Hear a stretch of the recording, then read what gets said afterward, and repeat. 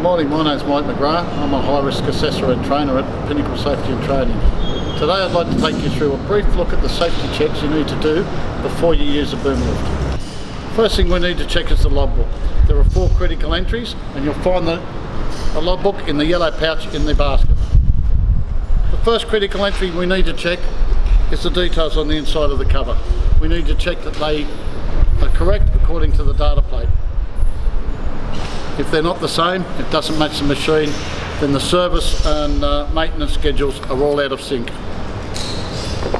The other 3 critical entries we need to check are the white section at first. That's where you sign off your safety checks after you've done your pre and post start checks.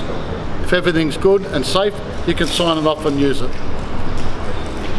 The second section you need to check is the pink section. That's where you record your defects and faults and the action taken.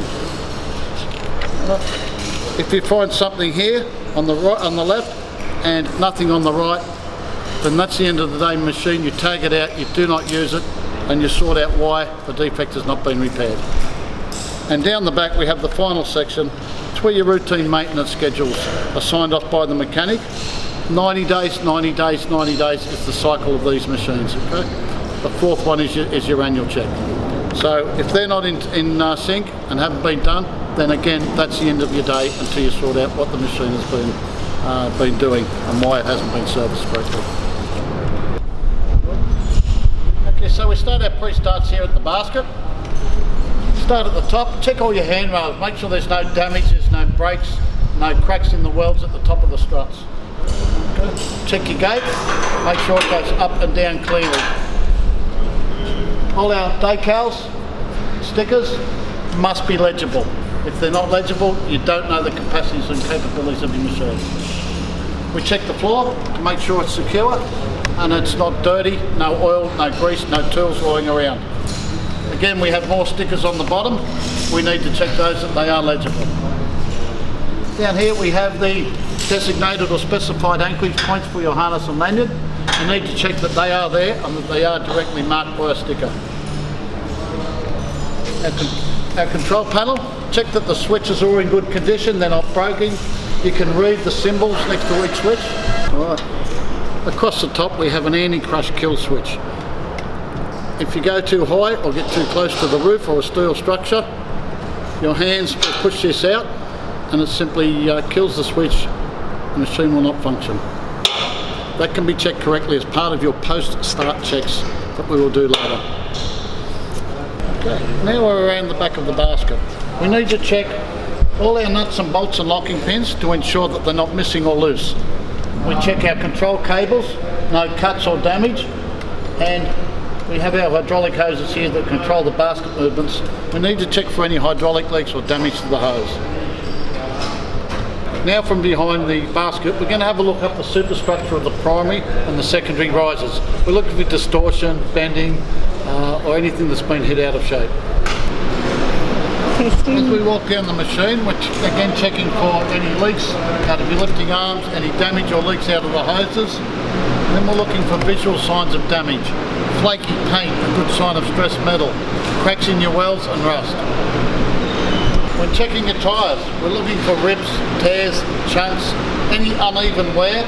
You need to check the security of the wheel on the chassis by checking the wheel nuts that they're not loose or missing.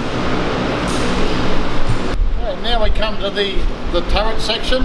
First thing we check here is our battery box. Normal battery checks, fluid levels, the cables are tight, clean, free of corrosion. We check here our control panel for the ground controls. Make sure all your labels and signs are legible and none of the switches are broken.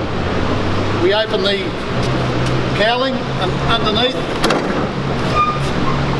we have a couple of checks here. We check our hydraulic oil levels, no leaks or damage to the oil filter or the fittings, and just check behind the solenoid manifold that there is no oil leaking at the back where the O-rings are.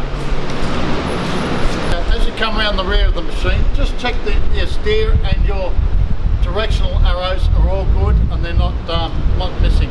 They give you a sense of direction and steering when the basket's in an elevated position. So we're now on the motor side of the machine. We've got a flashing lights, flashing quite well, no broken lenses. Now we're going to open up I'm going to have a look underneath. Some critical stuff in here we need to check. Firstly, the data plate here. That's what we check the logbook against to ensure that the logbook and the machine belong to each other. We'll look at our auxiliary motor, our main motor. Check the cables are tight, clean, free of corrosion, and there are no leaks or damage to the fittings on the pump end. Down here we have our out of level alarm. We need to check that by pulling it and holding it till it sets the alarm.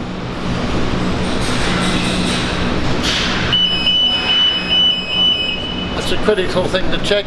That lets you know if you're out of level and over the machine's limit. In the gap here, you may have an internal combustion engine. You need to check your fuel levels, engine oil, coolants.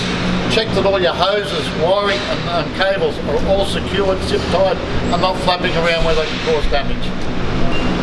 As we move down the side of the superstructure of the boom, we check our cable tray here. There's no damage, no cracked welds, no flaky paint and no significant rust. We walk down again, we're looking for any loose or missing bolts or locking pins and any damage to lifting arms or to hydraulic hoses.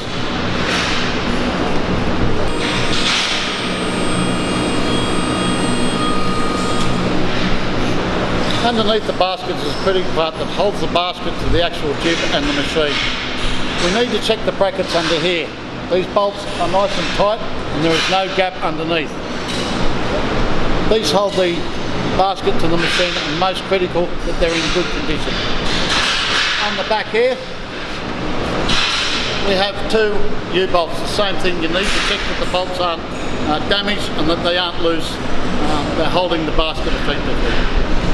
Don't skimp on your pre-start checks. You need to know that machine's in a safe condition to use, otherwise it puts your health and safety at risk. So do your checks, make them safe.